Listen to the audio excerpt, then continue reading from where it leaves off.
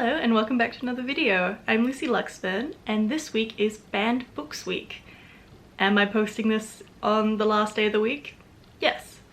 Is it because I fell into a rabbit hole of information and didn't know what to cut out and what to keep? Also yes. Also, I apologize if there is a lot of background noise. It is extremely windy today.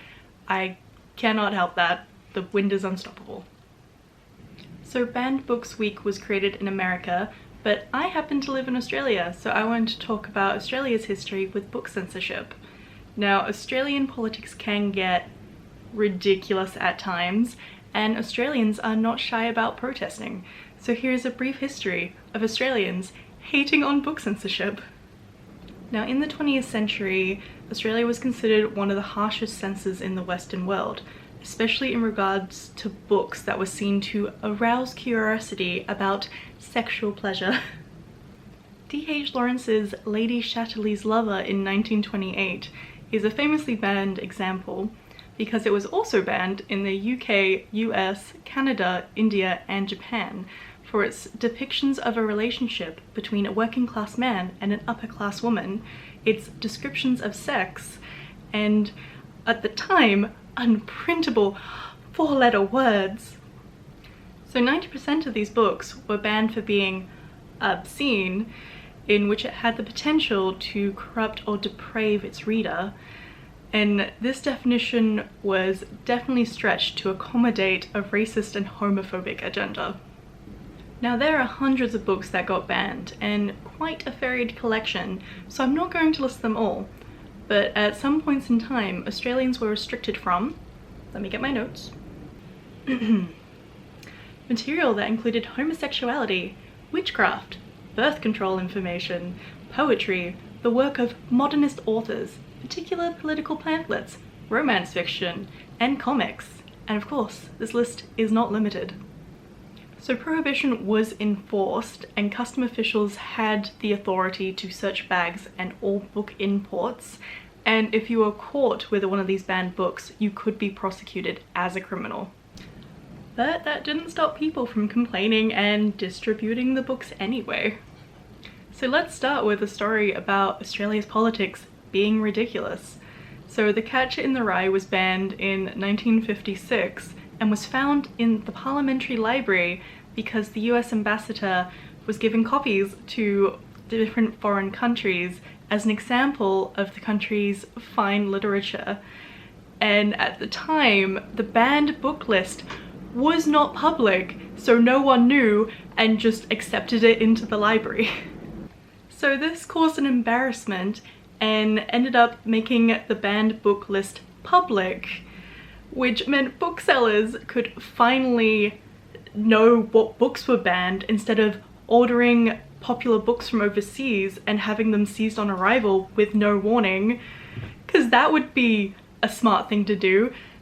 Why would you keep it? Let booksellers know what books are banned. So my favorite story involves a book called Portnoy's Complaint, which in 1969 was declared a prohibited item for its candid treatment of sexuality and is best known as a novel about masturbation. So this book being banned rarely left the news for 2 years. Everyone was sick of these censors, and not only underground publishers, but even mainstream ones started to complain and protest.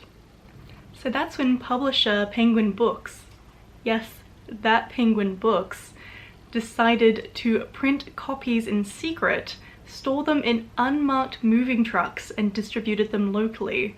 And any attempts to prosecute them and any booksellers stocking the books failed. And booksellers were more than happy to join in on this rebellion. So radical bookshops and newly opened sex stores couldn't keep enough stock, and mainstream stores had queues that stretched out onto the street. One owner of a radical bookstore stalled the police after receiving a tip-off about a raid, stored the books in the cellar of a pub across the road, and called in TV crews to film the police smashing into their storeroom. You can't say Australians are not well known for sticking it to authority. So this example involves the book Another Country by James Baldwin in 1962, and its taboo themes of extramarital affairs, bisexuality, and I dare say, interracial couples. Scandalous, I know. So the ban of this book was criticised almost immediately, with protesters complaining that only Ireland and South Africa had harsher censors, and South Africa at the time, with its segregation laws, didn't even ban this book.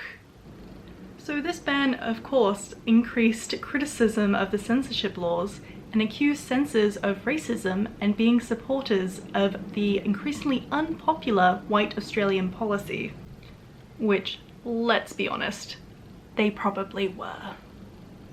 So as you may have guessed, this ban did not stop Australians from reading this book.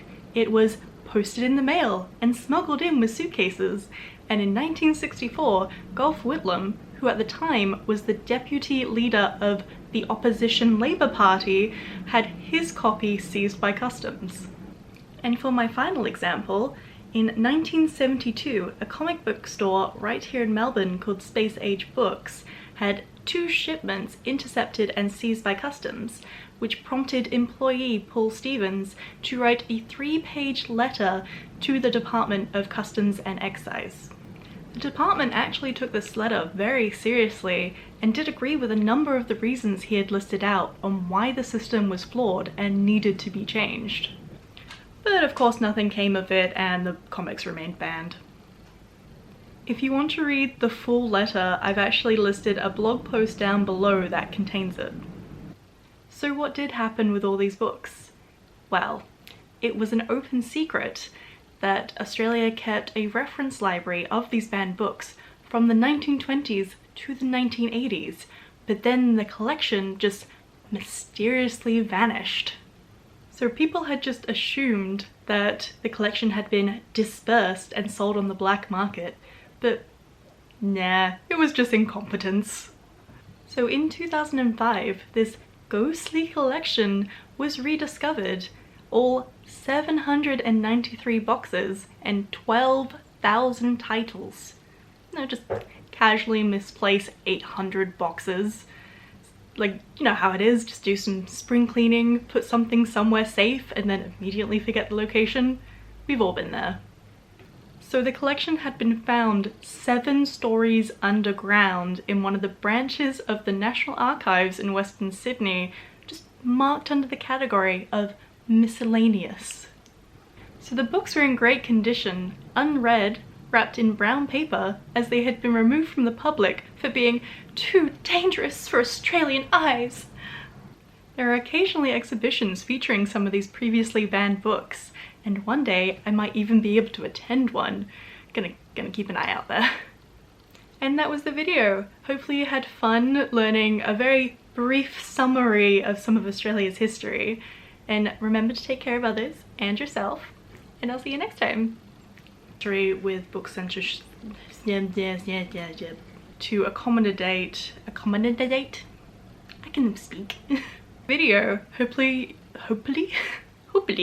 called Portnoy's, Is that really the name, Portnoy?